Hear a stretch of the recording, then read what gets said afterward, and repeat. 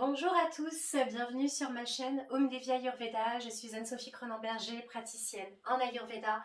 Et aujourd'hui, j'avais envie de vous parler de l'importance d'analyser Agni, votre feu digestif, avant même de vous conseiller toute substance médicinale.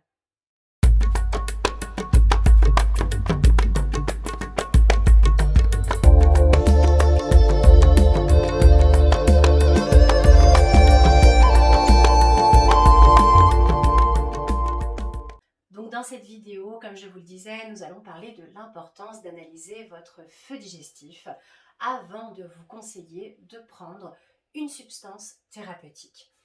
Pour ça, déjà, il faut peut-être comprendre comment l'Ayurveda aborde les propriétés thérapeutiques des substances. Il s'agit d'un protocole qui se divise en 4 parties. Nous avons le Rasa, le Virya, le Vipaka et le Prabhava. Ce sont 4 mots en sanskrit dont je vous détaillerai l'importance dans ce protocole dans une prochaine vidéo qui rejoint donc ce chapitre de la pharmacopée ayurvédique. Mais avant cela, il faut comprendre quel regard l'Ayurveda a sur les propriétés thérapeutiques, mais aussi digestives de ces plantes. Donc pourquoi l'Ayurveda analyse les propriétés digestives d'une plante? Puisque finalement, ce qui nous intéresse, surtout dans cette société actuelle où on veut que tout aille vite, c'est la cible, la propriété thérapeutique, pour diminuer, voire éliminer le déséquilibre présent. Oui, mais si Agni, qui est un concept essentiel à la médecine ayurvédique, n'est pas pris en compte dans le conseil en phytothérapie, la plante médicinale verra son pouvoir en tout cas amoindri. Prenons pour exemple un système digestif qui serait ralenti, qui aurait un manque de chaleur et des qualités plutôt lourdes, plutôt denses, plutôt collantes même. Eh bien, ce ralentissement va perturber la décomposition du bol alimentaire, qui va prendre trop de temps et qui finalement va être stocké dans votre système digestif. Cela va perturber l'absorption des propriétés thérapeutiques des plantes, mais aussi l'absorption des nutriments, des vitamines et des minéraux de la nourriture que vous allez ingérer. Cela va également ralentir l'élimination de la partie déchets de ce bol alimentaire. Et le stockage des déchets dans le système digestif va favoriser ce qu'on appelle en sanskrit ama, la création de toxines. Les toxines plus le bol alimentaire qui est stocké trop longtemps dans le système digestif empêchent, en tapissant les parois du tube digestif, la bonne absorption des pouvoirs thérapeutiques de la plante.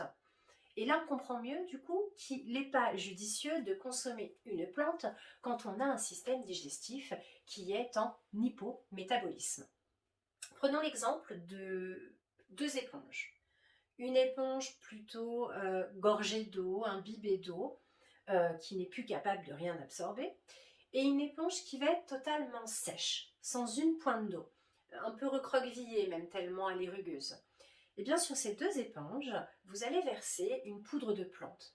Alors pour exemple, vous pouvez prendre de la poudre de curcuma, quoique ça risque de tacher le plan de travail, mais c'est le seul exemple que j'ai en tête. Donc vous prenez votre poudre de curcuma, vous la versez sur cette première éponge qui est imbibée, gorgée d'eau. Elle va être incapable d'absorber la poudre de curcuma et vous allez avoir un mélange orange qui est la curcumine qui va glisser sur votre éponge et qui va glisser même sur le plan de travail. Vous faites la même chose sur l'éponge qui est totalement sèche. Vous versez votre poudre de curcuma et là vous prenez votre éponge, vous la retournez, toute la poudre va tomber sur le plan de travail parce qu'elle aura été également incapable d'absorber la poudre de curcuma. Eh bien, imaginons que ces 2 éponges, ce sont 2 systèmes digestifs totalement affaiblis et qui sont incapables, soit par leur qualité trop lourde, trop humide, trop collante ou par leur qualité trop sèche, d'absorber les pouvoirs thérapeutiques d'une plante. A contrario, on peut prendre l'exemple de Tikshna Agni, qui est un système digestif surpuissant, en excès de chaleur. Et l'excès de chaleur, lui à l'inverse, va transformer la nourriture trop rapidement.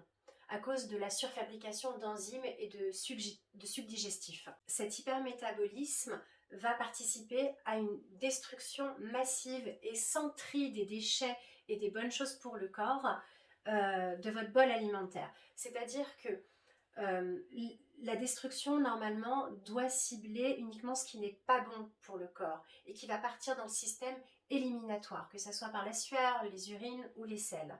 Sauf que cet excès de chaleur ne fera pas le tri entre les déchets et le reste qui est bon, comme les nutriments, les vitamines, les minéraux et les propriétés thérapeutiques de la plante. Du coup, vous voyez, à contrario du premier exemple où on était vraiment sur un manque de chaleur, un hypométabolisme, là c'est le contraire, il n'y a pas un manque ou une déficience de l'absorption. L'absorption des parois digestives n'est pas obstruée. En revanche, il n'y a plus rien à absorber. Toutes les propriétés que vous souhaitiez apporter en ingérant une plante médicinale quelconque vont être consumées avant même de pouvoir être absorbées par le corps. Et le tissu que vous souhaitiez nourrir grâce à ses propriétés thérapeutiques ne se verra pas recevoir la substance attendue. Voilà, donc j'espère que vous comprenez mieux pourquoi il est important de regarder votre Agni avant de conseiller une plante thérapeutique. Le praticien en Ayurveda, s'il est avisé, regardera tout d'abord les propriétés digestives de la plante qui sont en accord avec votre